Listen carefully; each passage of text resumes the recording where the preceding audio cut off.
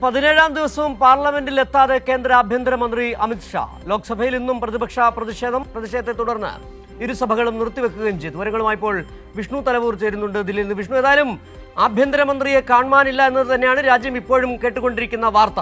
ഇന്നും അദ്ദേഹം എത്തുന്നില്ല. അതോടൊപ്പം തന്നെ വലിയ പ്രതിഷേധം. ജാർഖണ്ഡിലെ വിദ്യാർത്ഥികൾക്ക് എതിരെ നടന്ന അക്രമം, പോലീസ് അതിക്രമത്തിൽ വലിയ തരത്തിലുള്ള പ്രതിഷേധം അവിടെ ഉയരുകയും ചെയ്യുന്നുണ്ട്.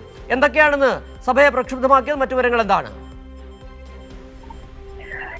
സിജു, ഇന്നെന്തായാലും പാർലമെന്റിന് പുറത്ത് നാടകീയ രംഗങ്ങൾ തന്നെയാണ് അരങ്ങേറിയത്. കാരണം അമിത്ഷായ്ക്കെതിരെ പ്രതിപക്ഷം പാർലമെന്റിന്റെ പുറത്ത് നടത്തുന്ന ആ സാഹചര്യത്തിൽ തന്നെ ഭരണപക്ഷ അംഗങ്ങളും NDA എംപിമാർ ജാർഖണ്ഡിൽ കഴിഞ്ഞ ദിവസം വിദ്യാർത്ഥികൾക്കെതിരായിട്ടുള്ള പോലീസ് അതിക്രമം ഉയർത്തിക്കാട്ടി രാഹുൽ ഗാന്ധി മൗനം പാലിക്കുന്നു, രാഹുൽ ഗാന്ധി മറുപടി പറയണമെന്ന് ആവശ്യപ്പെട്ടുകൊണ്ട് NDA എംപിമാരും വലിയ തോതിൽ പ്രതിഷേധിക്കുന്ന സാഹചര്യം, പ്ലക്കാർഡുകൾ ഉയർത്തി പ്രതിഷേധിക്കുന്ന സാഹചര്യം ഉണ്ടായിരുന്നു. ഒരു ഘട്ടത്തിൽ ഭരണ പ്രതിപക്ഷ എംപിമാരൊക്കെ അംഗങ്ങളൊക്കെ തന്നെ നേർക്കുനേർ എത്തുന്ന ഒരു ഘട്ടം പാർലമെന്റിന്റെ മുന്നിൽ അരങ്ങേറിയിരുന്നു. എന്തായാലും സുരക്ഷാ ഉദ്യോഗസ്ഥർ ഇരു വിഭാഗത്തിനിടയിൽ സുരക്ഷാ വലയം തീർത്തുകൊണ്ടാണ് പ്രശ്നങ്ങളൊന്നുമില്ലാതെ പോയത്. എന്തായാലും അതിനുശേഷം സഭയ്ക്ക് അകത്തേക്ക് എത്തിയപ്പോൾ വലിയ പ്രതിഷേധം തന്നെയാണ് അമിത്ഷാ സഭയിൽ എത്തണമെന്ന് ആവശ്യപ്പെട്ടുകൊണ്ട് പ്രതിപക്ഷം ഉയർത്തിക്കാട്ടിയത്. പ്രത്യേകിച്ച് ഇന്ന് രാവിലെ തന്നെ അമിത്ഷാ പാർലമെന്റിലേക്ക് എത്തിയിരുന്നു. 10:00 കൂടി തന്നെയാണ് അമിത്ഷാ പാർലമെന്റിലേക്ക് എത്തിയത്. അതിനുശേഷം